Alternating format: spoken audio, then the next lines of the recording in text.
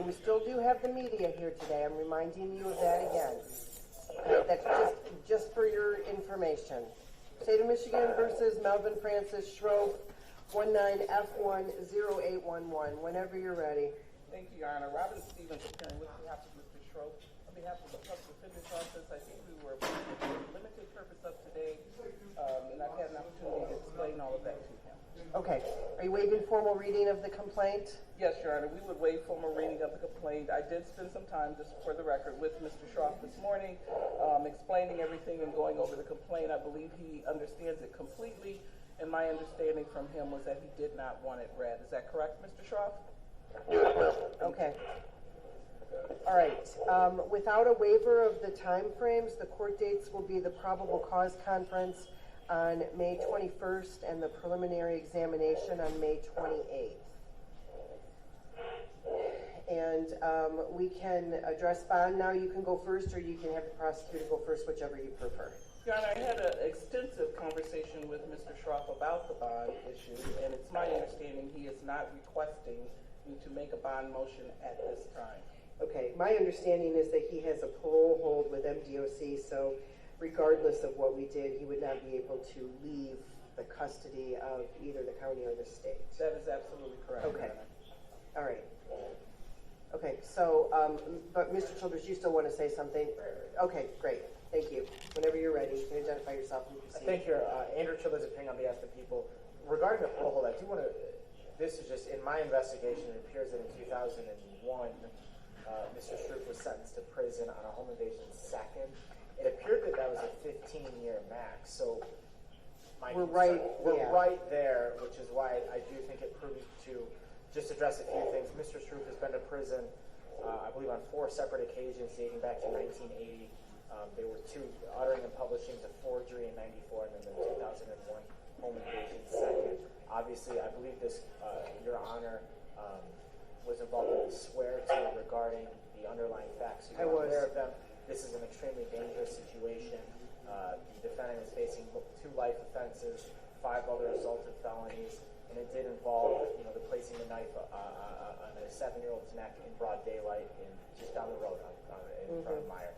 So I think that Mr. Schroep does represent a danger to the community, and his prior prison terms and the fact that he's on parole indicate to me that a high bond should be set. I would ask for $250,000. Okay.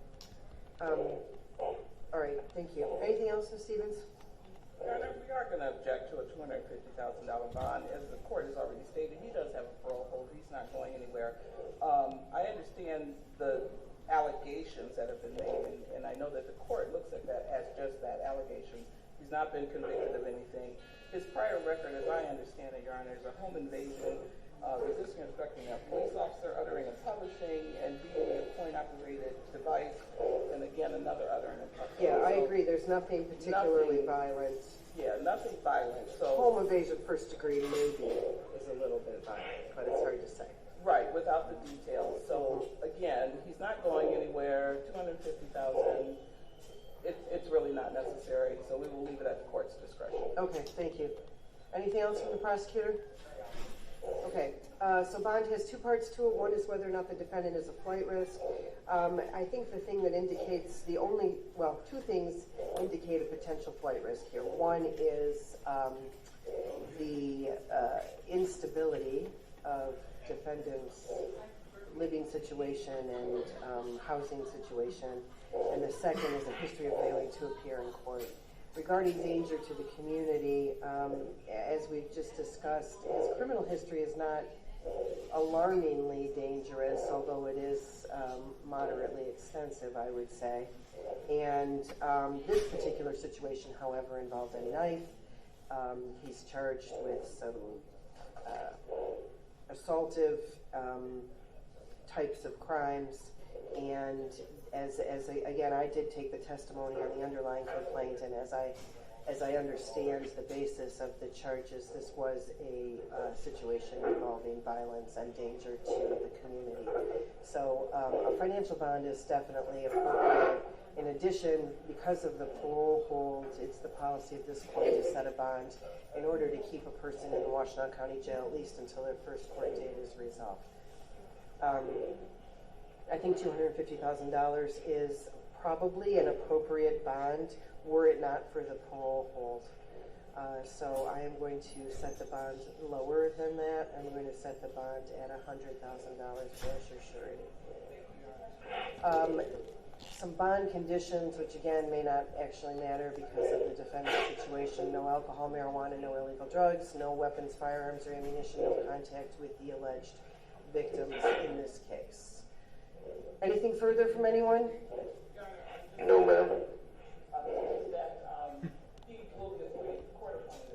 I appointed yesterday, and I was considering yesterday's appointment to be a permanent appointment because, as I understand it, Mr. Schroep does not have the financial ability to get his own lawyer.